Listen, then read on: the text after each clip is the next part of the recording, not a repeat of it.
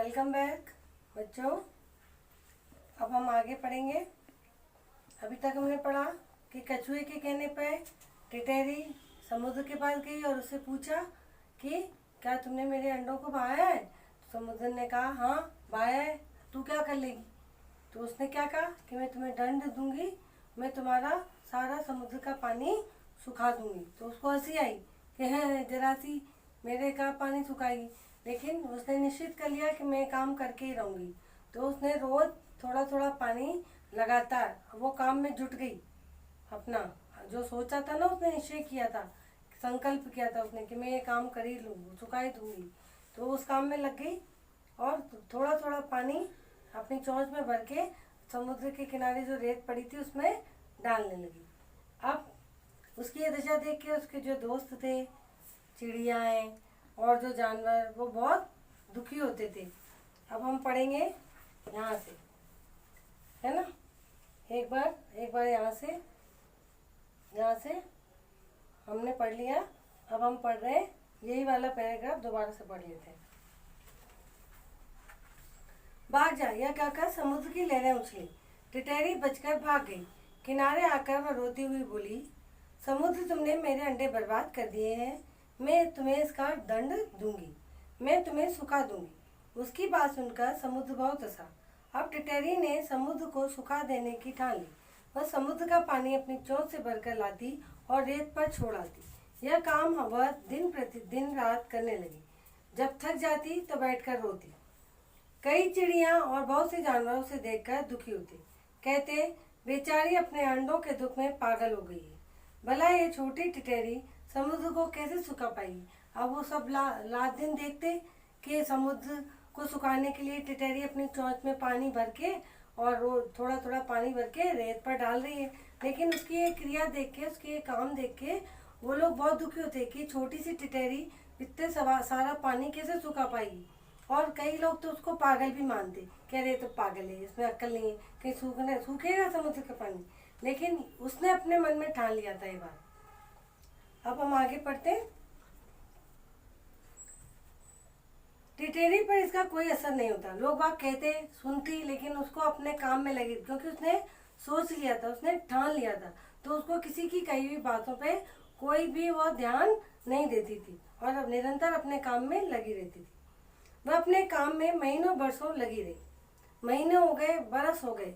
महीनों बरसों मतलब कई टाइम हो, बहुत समय हो गया, कई महीने बीत गए। एक दिन शाम के समय एक महात्मा समुद्र के तट पर आए।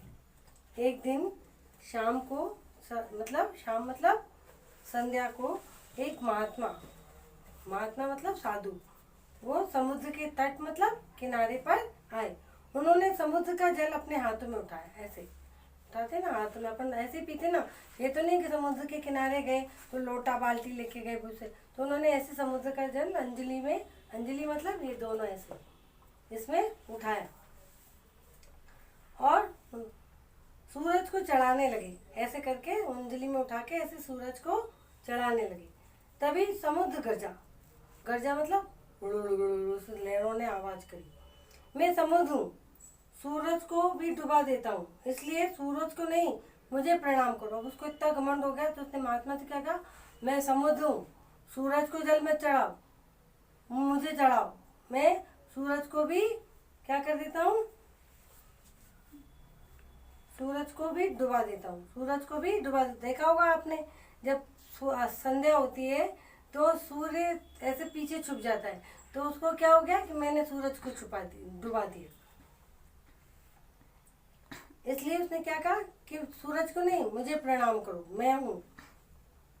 महात्मा समुद्र की इस बात पर बहुत क्रोधित हुए। क्रोधित के नीचे अंडरलाइन करो यानी रेखांकित करो। क्रोधित मतलब गुस्सा होना, बहुत गुस्सा हुए। तभी उनके हाथ से एक चिड़िया आ टकराई। तभी उनके हाथ से एक चिड़िया, वही टिटैरी, आके टकरा गई हल्के से, क्योंकि वो तो निरंतर काम में लग रही थी।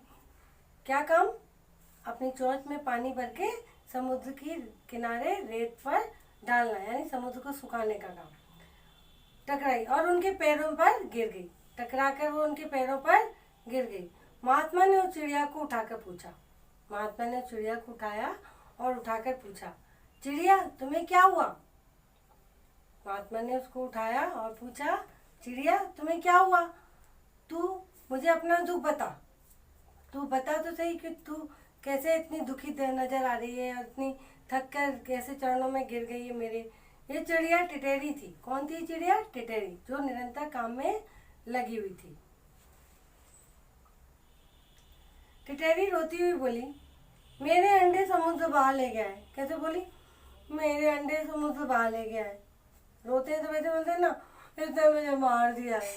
तो उसने भी दुखी होकर क्या बोला कि मेरे अंडे समुद्र बहा ले गया है, मैं इसे सुखा दूंगी, मुझे छोड़ दो, मुझे छोड़ दो, मैं इसको सुखा दूंगी। यह कहते कहते उसने उड़ने की कोशिश की, लेकिन फिर गिर पड़ी। उसने यह कहते कहते वह उड़ने की उसने कोशिश की और फिर गिर पड़ी। महात्मा ने देखा वह मर चुकी थी। महात्मा ने क्या देखा? कि वह मर चुकी थी। उसको संकल्प तो याद था, लेकिन वो सुखाते पानी भर भर के ले जाते कमजोर हो गई थी और इसमें ताकत नहीं थी इतनी, तो गिरते ही वह मूर्छित हो गई और यह कहते हुए उसने अपने प्राण त्याग दिए कि मैं समुद्र को सुखा दूंगी। इतना हमने पैराग्राफ पढ़ा बच्चों। अब ये पैराग्राफ हम नेक्स्ट वीडियो में पढ़ेंगे। ठीक है, बाय।